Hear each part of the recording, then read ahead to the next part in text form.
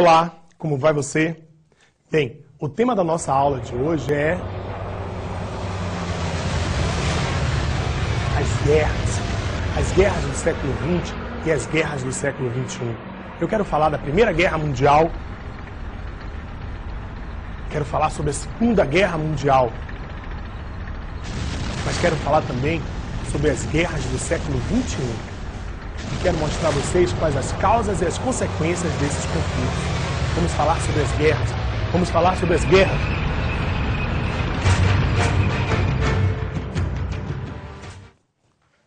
A Primeira Guerra Mundial, todos nós sabemos, foi provocada pela crise do imperialismo, pela concorrência entre as grandes potências europeias, pela disputa dos mercados mundiais, principalmente da África e da Ásia.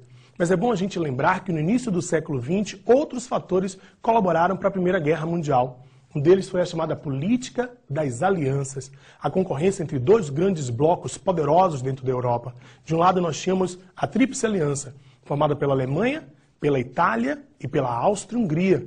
E do outro lado nós tínhamos a Tríplice Entente, formada por Inglaterra, França e Rússia. Esses dois blocos entraram em processo de oposição.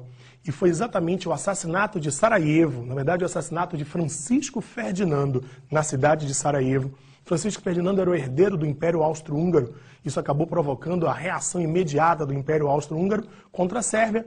A Rússia veio em defesa, a Alemanha, França e Inglaterra acabaram entrando no conflito. Conflito que se estendeu por 4 longos anos e que a gente pode separar em 3 fases. A primeira fase normalmente é conhecida como Guerra de Movimentos. Como o próprio nome está dizendo, os exércitos europeus estavam se movimentando, buscando conquistar novos territórios. A segunda fase, a mais longa e dolorosa, chama-se Guerra de Trincheiras. Nesse período, os exércitos ficaram imobilizados, tentando garantir as áreas já conquistadas. E a terceira fase, nós chamamos de Nova Guerra de Movimentos. É quando os exércitos saem das trincheiras e tentam resolver o destino da guerra. Mas o ano mais importante do conflito foi o ano de 1917. Não esqueça disso, 1917, por 2 razões.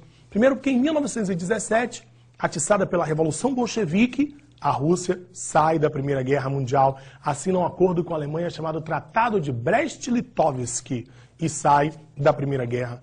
E o outro grande fato do ano de 1917 é a entrada dos Estados Unidos na guerra, alegando o afundamento de seus navios e outros interesses, mas na verdade o que movia os Estados Unidos era a necessidade de garantir os investimentos que tinha feito na Entente, principalmente na França e na Inglaterra, que a esse momento estavam ameaçadas de serem derrotadas pela Alemanha. A guerra se encerra no dia 11 de novembro de 1918, com a capitulação da Alemanha, e deixa cicatrizes profundas no cenário geopolítico europeu. É bom a gente lembrar que a Alemanha derrotada foi humilhada pelo famoso Tratado de Versalhes. Hitler chamava de ditadura de Versalhes.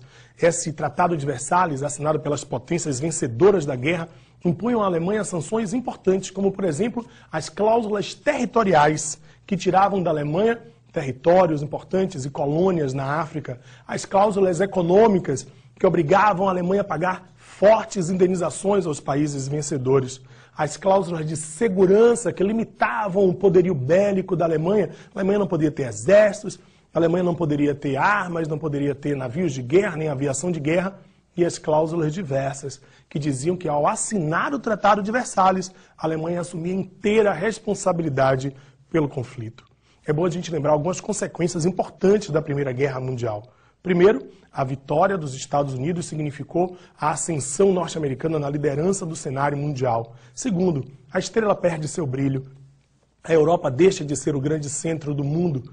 Ao mesmo tempo, é bom a gente lembrar que os antagonismos eles não foram extintos após a Primeira Guerra Mundial.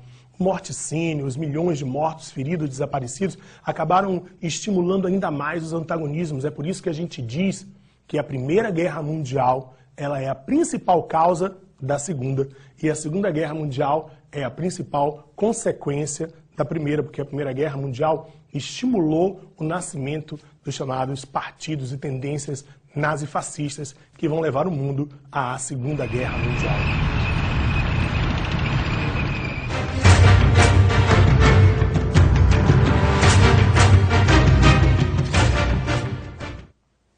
Nós sabemos que a Segunda Guerra Mundial ela foi estimulada pela Primeira Guerra.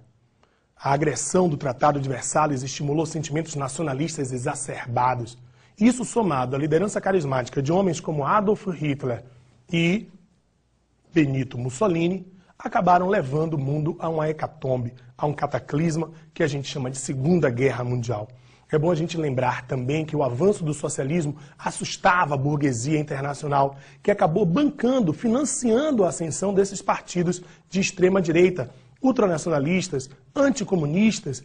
Isso acabou levando o mundo a uma expansão militarista muito forte. A Alemanha passa a desrespeitar o Tratado de Versalhes, inicia uma ocupação territorial, até que, em setembro de 1939, a reação da França e da Inglaterra levam ao início da Segunda Guerra Mundial. É bom a gente lembrar que o ovo da serpente foi uma política chamada política de apaziguamento.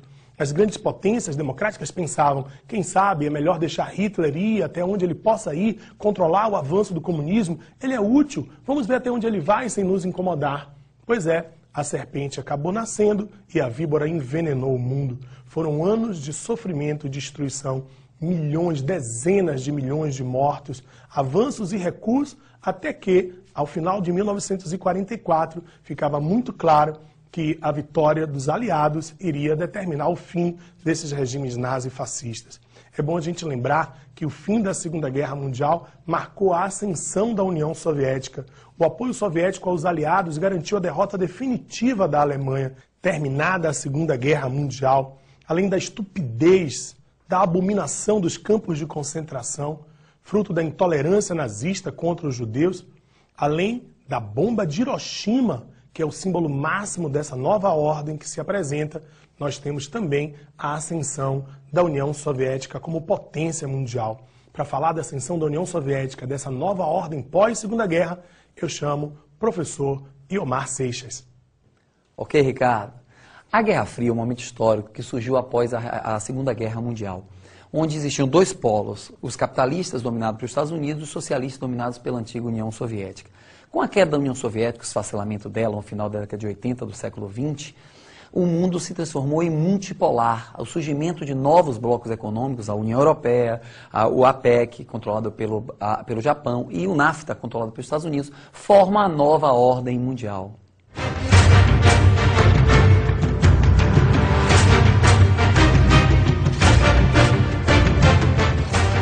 Infelizmente, o século XX ainda é regido por muitos conflitos.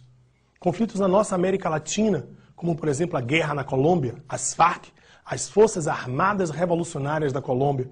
Conflitos na velha Europa, como na Irlanda, o conflito entre católicos e protestantes, do IRA, quase extinto, ou do ETA, na Espanha, que luta pela separação do País Basco do domínio espanhol, os conflitos do Oriente Médio, os problemas na África, ligados à questão dos conflitos tribais, étnicos, na Ásia também, a intolerância religiosa em várias partes do mundo. Além dessa intolerância, é bom a gente lembrar de que questões como disputas territoriais, confrontos econômicos e principalmente o grande comércio de armas, que alimenta um poder imenso que conduz ao mundo a muitos conflitos, a muitas guerras. Mas é preciso ter esperança. É preciso que a gente se inspire em personagens importantes da história. Homens como, por exemplo, Martin Luther King, mulheres como Madre Teresa de Calcutá, avatares importantes como Mahatma Gandhi, Jesus Cristo, Buda e tantos outros. Alguns brasileiros como Chico Mendes, brasileiros como Chico Xavier, como a nossa irmã Dulce. Eles são exemplos de que a gente pode construir uma humanidade bem melhor.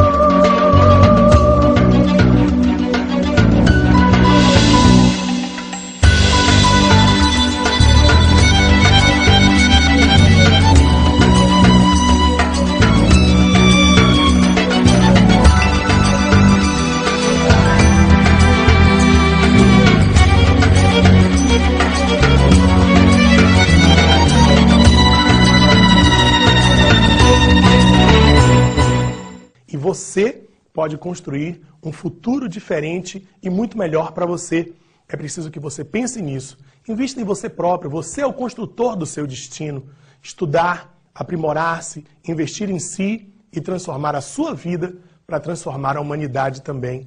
Muita paz, luz para você e sucesso!